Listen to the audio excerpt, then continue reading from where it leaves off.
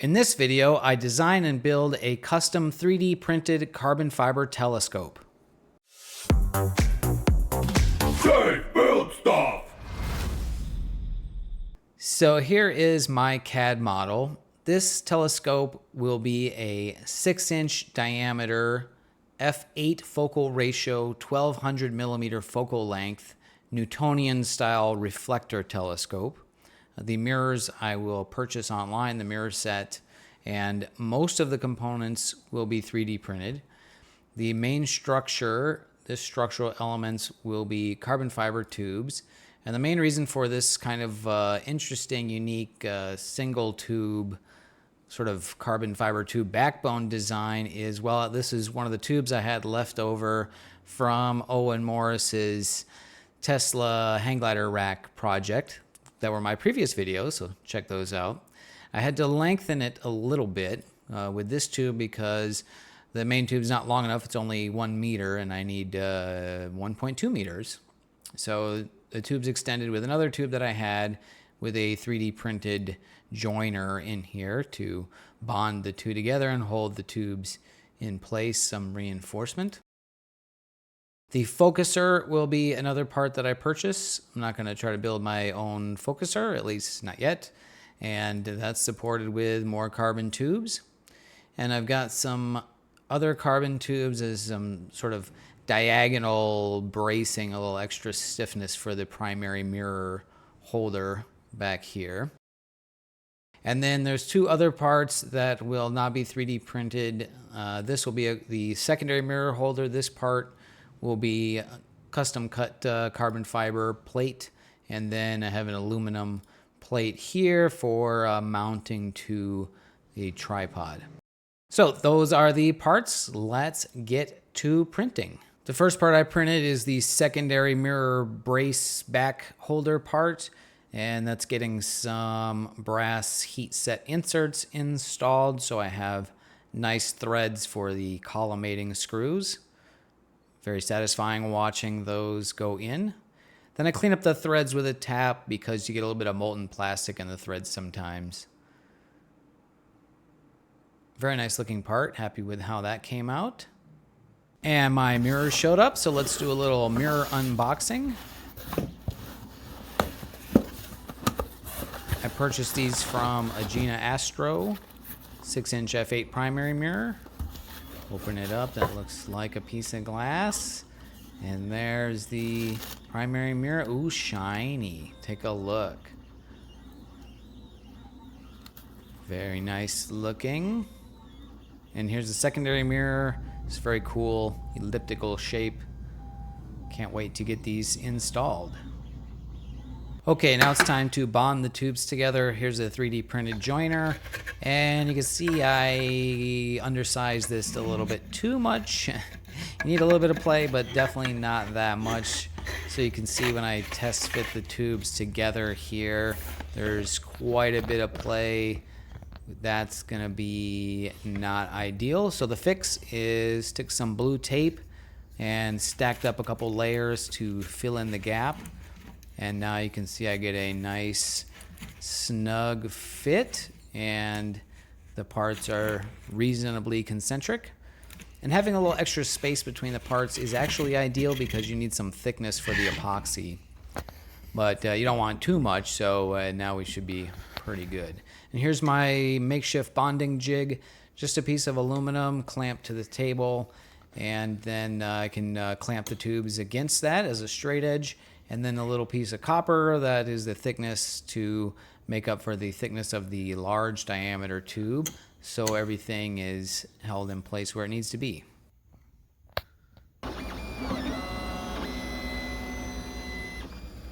And in the meantime, more printing. All of these parts are printed in 3DX Tech's carbon fiber reinforced polycarbonate material, which is my favorite 3D printing material. It is super strong and actually prints pretty nice. And to my surprise, I'm able to print it here on the ANET ET5 with no enclosure. So I previously was doing it with an enclosure, and now it looks like I can do it without. Still probably better with the enclosure, but these are not too bad. Now I test assembly of the secondary mirror holder. You can see I got the clamp printed. Here's my carbon fiber part. I did not make that myself. I ordered it, but it looks good. Back to more 3D printing. This is the rear shroud to help keep glare and reflections off the mirror. This is actually using the 3DX Tech carbon fiber nylon, which I don't like as much as the polycarbonate. This seems to warp a little bit more. It's not nearly as strong, but I thought I'd give it a try. Okay, here's the biggest part of the assembly. This is the polycarbonate version of the material, and this is a very large part, and maybe kind of ballsy to try printing it here without an enclosure, but it's been going for quite a while and looking pretty nice. A few blobs of material on there, but should be just fine. Here's the finished part. Over 1 day to print this thing, but looks really nice and is a very sturdy part. Very happy with this. Here's a test assembly of the primary mirror cell and the backbone part, using screws, springs, and wing nuts to hold the mirror and adjust it. And now we're going to bond the screws into the primary mirror cell. I'm using my favorite adhesive, the 3M DP420. This stuff is really great for bonding metal to plastic or plastic to plastic or kind of anything. It's my go-to structural adhesive. Then I add a little drop of black dye to because otherwise it makes a rather unfavorable creamy milky white look to it, so we'll put some dye in there. Hopefully the dye doesn't affect the structural properties. I don't know.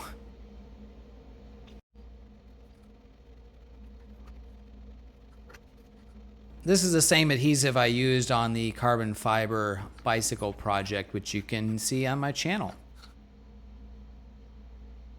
So the screws get bonded in, and we'll let that cure overnight to be nice and strong.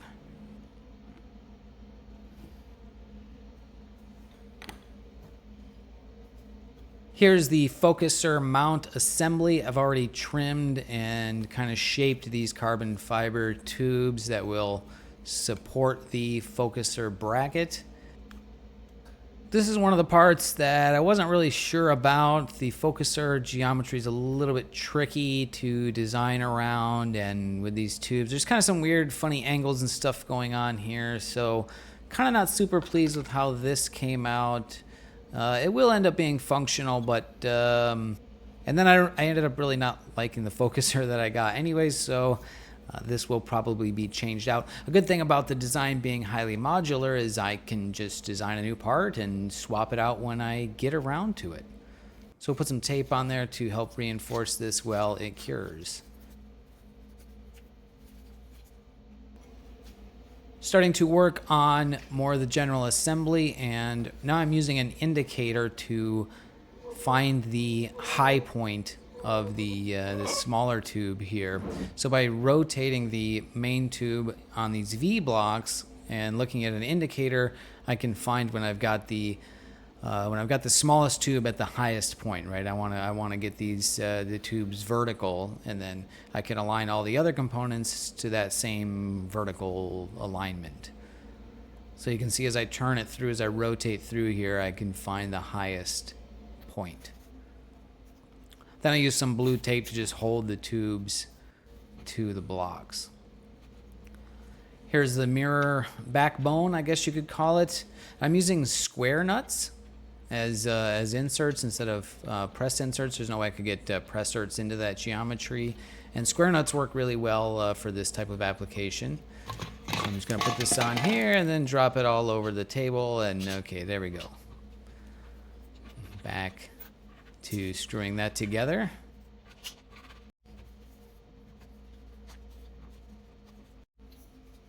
It's a super snug fit, which is great for security, but it binds even with the screws loose, which means that the indicator method for getting it squared up is kind of not working. And it turns out I didn't really need to do this anyways. I basically would end up eyeballing the alignment of these, and that was good enough. because then we have the springs to adjust for the final collimation, the fine collimation of the mirrors. To hold the mirrors in place, I'm using some black silicone, and this will work fine for the secondary mirror, but stay tuned later when we start to learn about why this was a really bad idea for holding the primary mirror. But in the meantime, just enjoy some me spreading silicone on here and gluing the mirror in.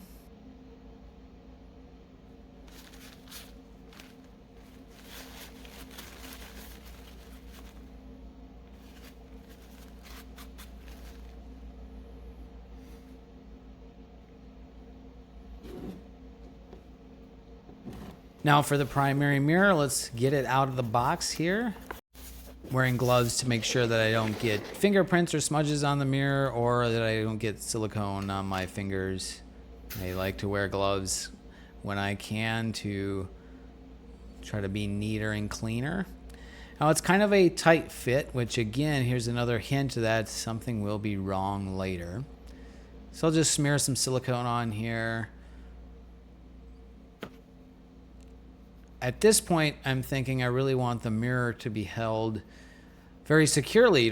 Which is what you would think. You got a big piece of glass, it's heavy, you don't want it falling out of there, which is all true, but what you don't want is you don't want anything applying pressure to or squeezing on the mirror. And you can see I kind of got to press it in here, and this will be a problem later.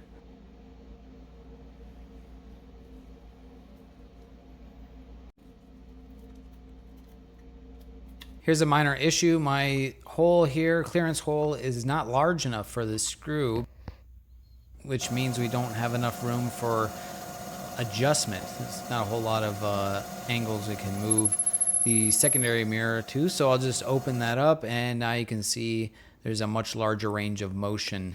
We can get the secondary mirror to move here. Then I'll drill out the holes for mounting the focuser. These need to be opened up a little bit, and the two on the bottom, the epoxy and the carbon fiber tube are covering. And you'll see here how the focuser ends up not really fitting the bracket that I designed. And there was a 3-view drawing of the focuser which gave some dimensions, and those turned out to be not accurate. You can see it doesn't quite line up, but it actually looks like it'll work. The mount will work good enough for now. So maybe someday we'll change this. Let's get the secondary mirror assembly going. So we've got the secondary mirror itself, and then its main support screw with a spring, so that allows the mirror angle to be adjusted. And I'm setting the spacing to be about I think 19 or 20 millimeters, which is what I showed in the CAD model. This can be adjusted, of course, but I'm just setting everything to like a baseline dimension. And I'll kind of snug those screws up just to get it looking good, and just seeing how if it looks, looks like it's going to work, and I think it will. All right, very exciting day. I have all of my parts printed, and I am ready to do the assembly. I've got a drawing here with dimensions to kind of guide me through the process as I put things together. Here's the rear shroud. One kind of mistake I made in the design was some of these things that clamp on use just a single clamp, so they have to be slid on the tube, which means they kind of have to be installed in order, or I can't just take it off without taking everything else off. So in the future, and with some of the other parts I would design for it, I would make it a 2-part clamp design, so you could take the part off without having to take everything else off. Here's the primary mirror going in, and I sort of cringe when I'm not wearing gloves here. I guess I was careful not to get fingerprints on the glass.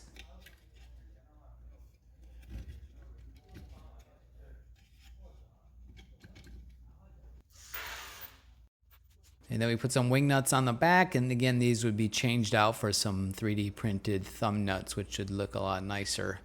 And it's kind of cool to see the mirror getting drawn in here, and you can see how it changes angles when you tighten or loosen one of the nuts. Okay, I got the primary mirror in, and now here's the rear shroud. I'm just kind of lining up and thinking about how I'm going to sort of stick those two parts together, which would be a future part I would design. There's kind of a front bracket to help support that. Then the finder scope bracket goes on. Next up in the assembly is the focuser. These parts are a little bit tricky to get on there. And I'm just using some O-rings on the tube right now, you can see, to hold the tubes at the right height. Later on, we'll go back and bond those in place. The focuser is in place, so now we install the secondary mirror. And again, I'm just getting a rough alignment measurement for the length. Again, I can go back and fine tune that later. I just want to get it pretty close. Using the indicator technique again to get this lined up. This turned out to really not be necessary. It turned out I could really kind of just eyeball these parts close enough, and then there's enough adjustment in the mirrors that I can get it to align even if these parts aren't quite perfectly square. So you can see here's those O-rings I'm using to hold the focuser carbon fiber tubes in place. This actually ended up working out pretty well. And now I'm roughly aligning the focuser. You can see the mirror should be right down in the middle of that tube, which is not quite the case, so I need to scooch that over. A little bit of tweaking and just doing some eyeball engineering here to get things lined up good enough. And that actually looks like it's a pretty decent collimation. So we'll go back in with a laser to get a more precise collimation later, but for now it's a good start. Here's the front shroud that printed in nylon and didn't print very well, kind of ugly looking. I would go back and reprint this part. And then here's another little part, kind of just filling in gaps there to help keep reflections out. Now we put the tripod mount parts on. This is just a standard 2-part clamp design. And that'll get screwed together. And that aluminum plate I ordered, and it has threads in the bottom there for the clamps. Then the finder scope clamp. Get that thing in place. I'm using this super cheap red dot finder, which turns out to work pretty good. This red dot sight, I'm pretty pleased with how well that works. Here's my collimation ring. It's just a ring that sits over the mirror and has a little hole in the middle. Sometimes mirrors have a little sticker on the inside there. These are the diagonal rods. I don't have that front brace part printed yet, so we'll add that later. And there we go. That's pretty much a functional assembly. A lot of tweaking and tuning and trimming of excess tube off the end there, but for now, this should be functional. I should be able to do first light on this scope and see how it works.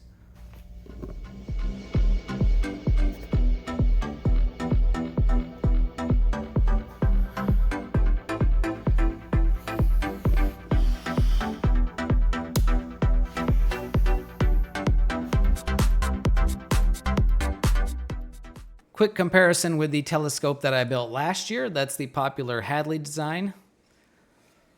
And there's the telescope for the first time out on my balcony on the tripod. And I'm gonna do some basic setup. I'm gonna start by aligning the finder scope, the red dot finder, to the main optical telescope.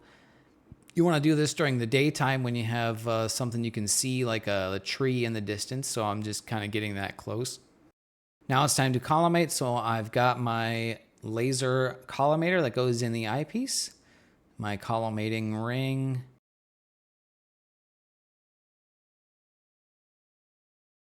and there you can see the laser dot, and it is not in the center, so we need to adjust the secondary mirror. And I've got to use a wrench for now. This really kind of sucks, so I'll go back and make some little 3D printed thumb screw heads that I'll bond on those screws later.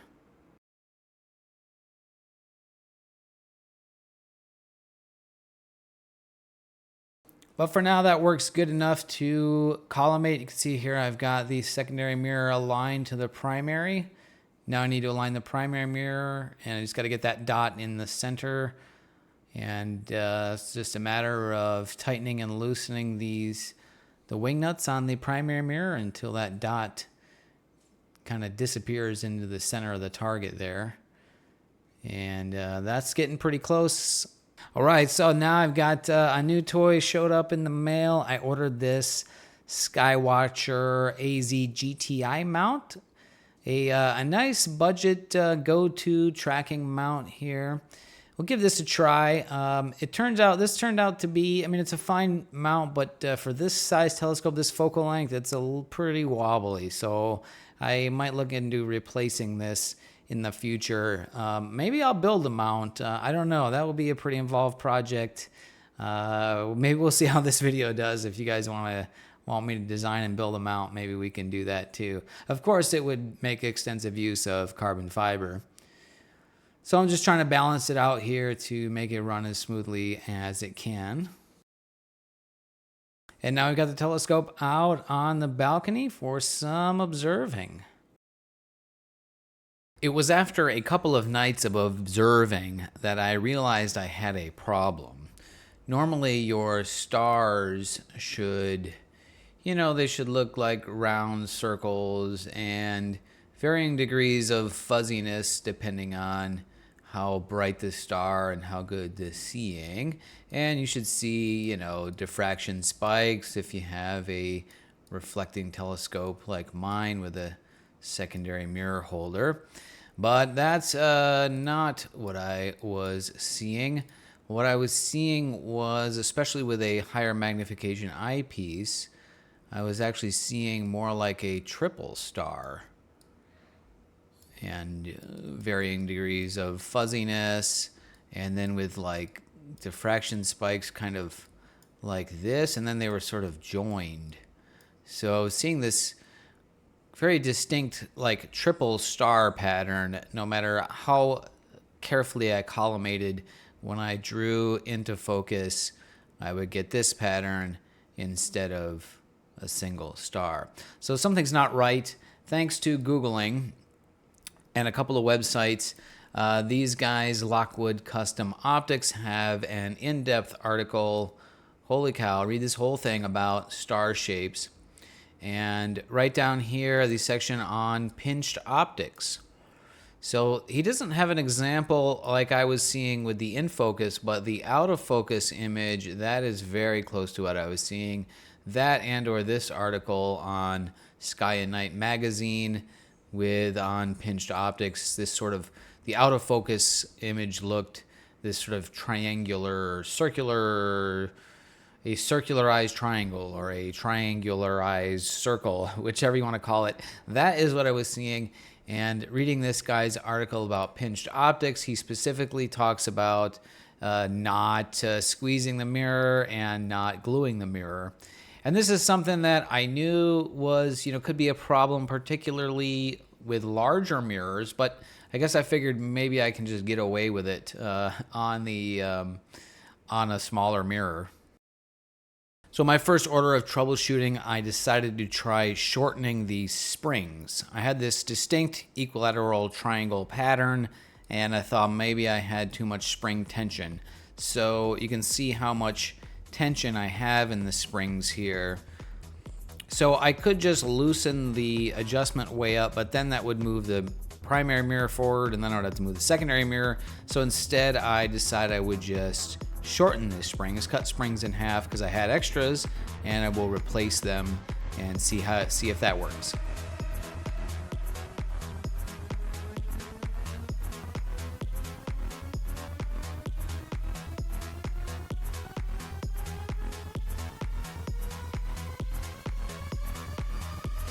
All I have to do is shift the primary mirror forward, and then I can sort of fish out the old springs and washers and replace, so I don't have to pull the mirror cell all the way out, and then we will reinstall it and give it a try at night.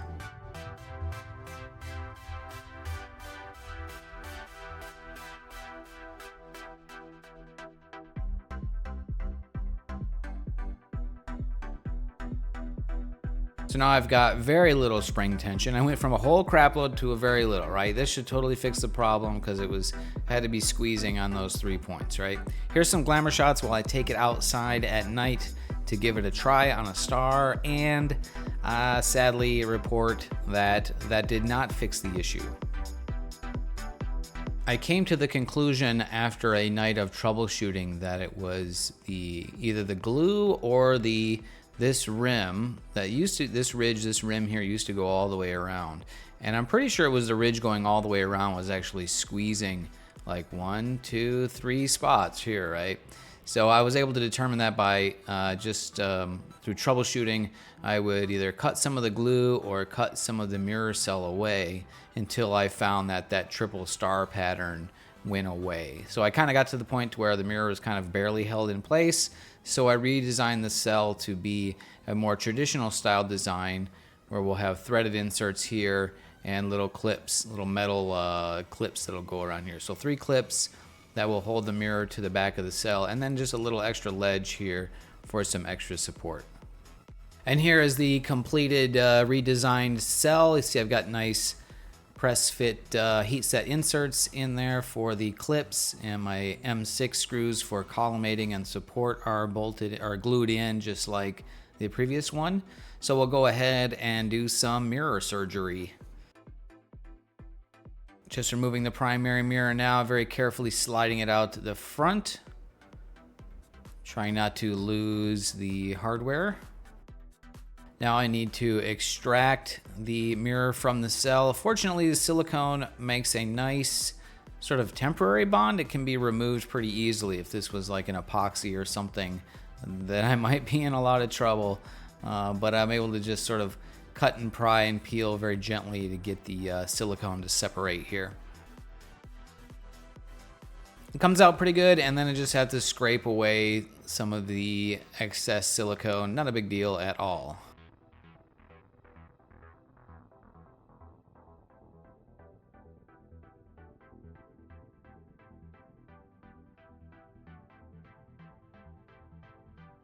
Now I'm installing the mirror into the new cell, which I do have to remove the cover for. So now the mirror just kind of sits on there. And I made these little clips out of some scrap spring steel we had around at the shop. And of course used some Loctite because you don't want those screws coming loose.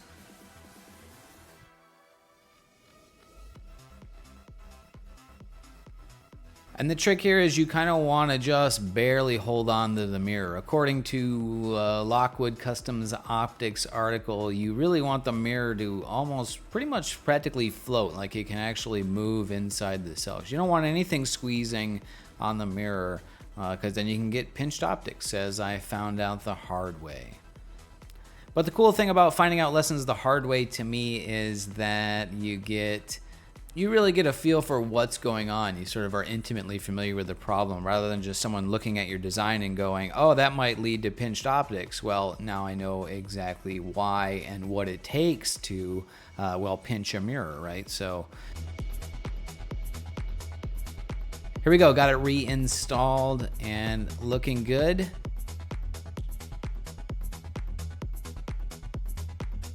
So I will go ahead and recollimate since I had to remove the mirror.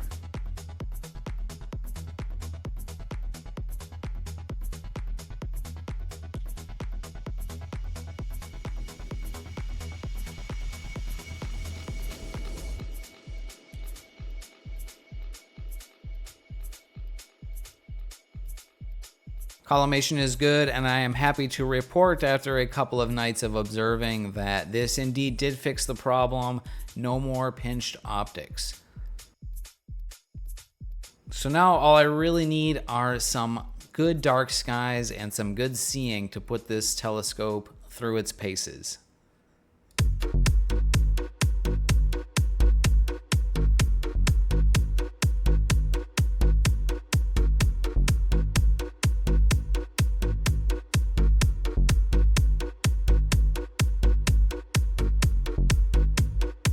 Right, so we're headed up to the Owens Valley and Grandview Campground. one of my favorite places in the world. I got the telescopes. Gonna give them a run through on a proper dark sky site and see what they can do. Pretty excited. Haven't been up here in a long time. A little concerned about kind of a lot of weather. Not a lot of clouds. Still quite a ways away. Forecast said clear tonight, so this is mostly cumulus stuff. It tends to build up during the day and then go away in the evening. So we'll see how it is.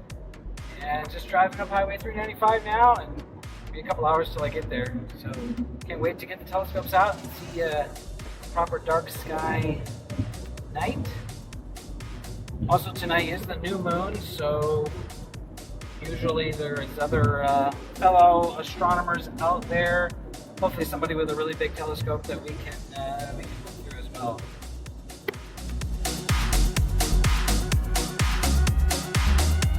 So this is not the most promising looking astronomy weather, although it's still pretty early in the day. And I still got about another 100 miles to go to the north. It does look a little more clear up north, but these are actually looks like some pretty epic soaring weather. And then look at over here. It's freaking raining. That one cloud, that one cell is just dumping a little spot of rain right there. It's pretty wild.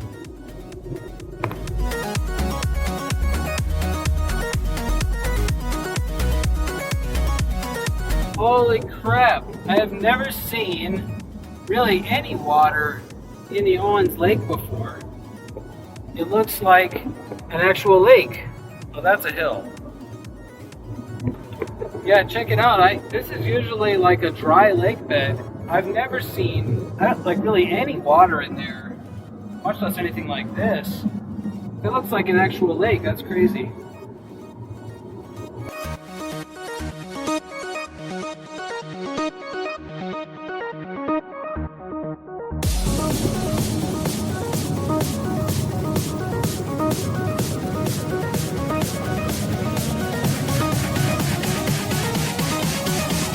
Well, made it to Big Pine and headed east on Highway 168 up into the mountains.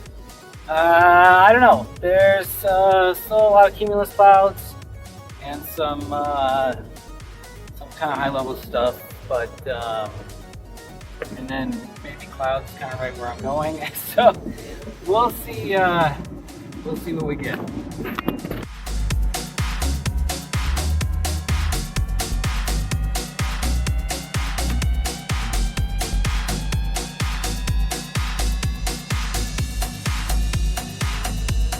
Well, I made it most of the way up the mountain, and I think we'll be all right. We got a lot of good blue sky here, and a lot of clouds to the north, kind of right above, but I think we'll be all right.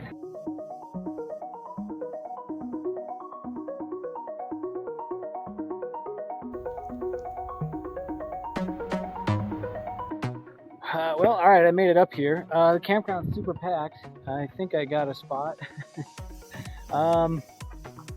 Well, look at that sky. Is it gonna clear up? I'm gonna go walk around and say hi to the other astronomers.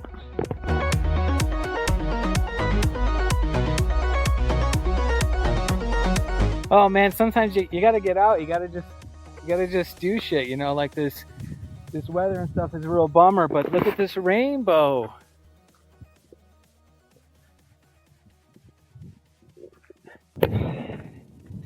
So the trick is to make friends with the guys that have the really big telescopes. That way you don't have to own them or pay for them or lug these giant things around.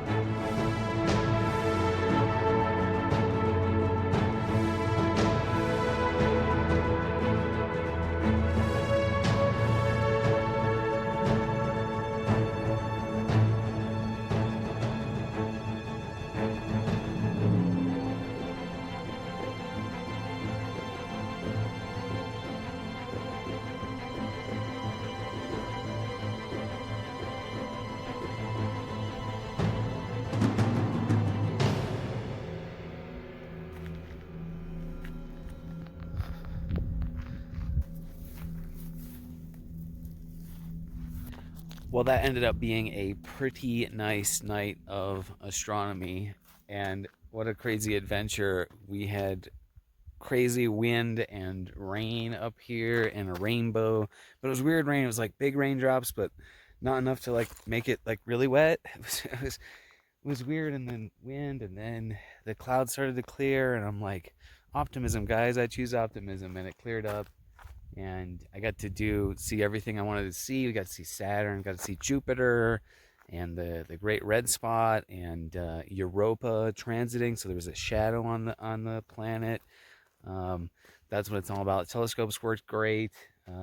Made some new friends, and this is one of my favorite places in the world. So thanks for watching, guys. Don't forget to like and subscribe, and I'll see you on the next one.